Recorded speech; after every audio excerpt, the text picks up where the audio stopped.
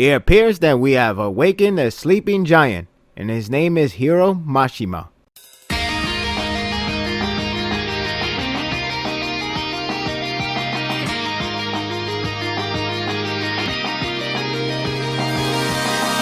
The translation from the last chapter preview went into a literal term, meaning demon came from the word magic. With that said, the chapter is referring to the almighty Archnelugia, and he made sure he's a damn beast incarnate. It's an enjoyable chapter with an iffy cliffhanger, with a possible troubling revelation. The chapter is actually short, or rather fast paced in terms of reading.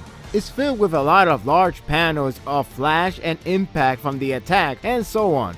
Basically, it's a visual chapter that is there to appreciate rather than being disgruntled. There are moments to enjoy, however. Archnelugia shows how terrifying he is in this chapter, and it's not just because he's stomping on a corpse. Irene is truly dead, so I shouldn't expect a twist anymore. I'm fine with that.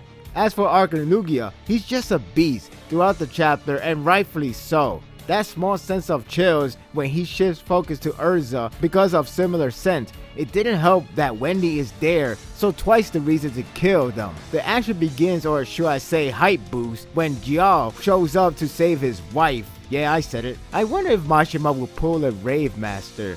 If you read it, you know what I'm referring to.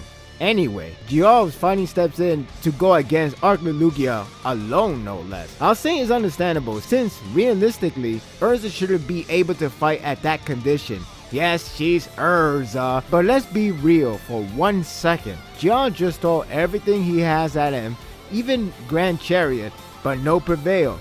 Archnelugia literally eat those like nothing. It's established that no magic will work on him. In other words, this is where Dragon Slayers will come in handy. I don't mind this since they have developed this notion rather than make a barely hand-filled numbers that can battle him. Maybe Demon Slayers could work too, but we have to wait and see. I like how he's proven on how much of a legit final boss he's turning out to be, mainly because he has wreaked so much havoc in the past, as well as being associated with dragons. It adds more with his sinister laugh, like he's enjoying people trying but always fails. He even calls him the final dragon, another way to say the final boss. Then he transforms, and yeah, it's like, oh crap. I also like the small fear tension it has after the transformation.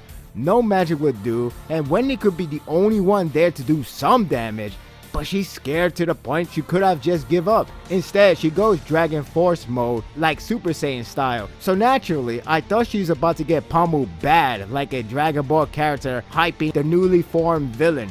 Surprisingly, out of all people to rescue them, is Ichiya with Pegasus. I thought the art looks pretty cool for its double pages. It has that just-in-time vibe that I welcome for it. Of course that won't kill Archnelugia, but that's one way to get pushed aside. I'm glad that Mashima didn't try that much of a far-fetched moment with Archnelugia, as the concept doesn't have much to say. The display of Archnelugia and his terror is going well so far. He needs to be as threatening as possible if we can get engaged with his battle against possibly everyone. There are a lot of large panels which does take up spaces, but they're well drawn. I always like seeing the dragon in display, so this is obviously a win for me. Those double pages are pretty cool, nice detail and well timed for a surprise. The end of the chapter has the idea behind it that it wants to be more on the aha moment, like this is good news.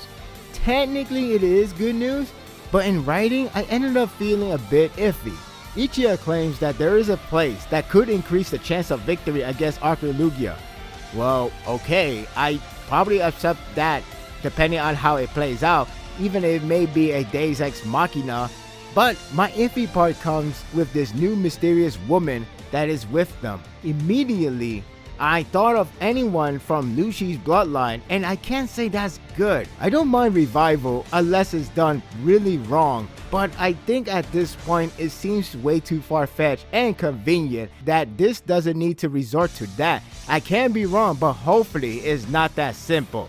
I know it is fairy tale, but let's not go there. Overall, it's an enjoyable chapter to showcase Archilugia as a mighty villain. Though light on content, it has pretty good visual of intensity. The cliffhanger left me skeptical, and I hope it's not what I think it is. It could be an old character or someone who got younger apparently, but it's Fairy Tail. Anything goes. I'm giving this chapter a 7.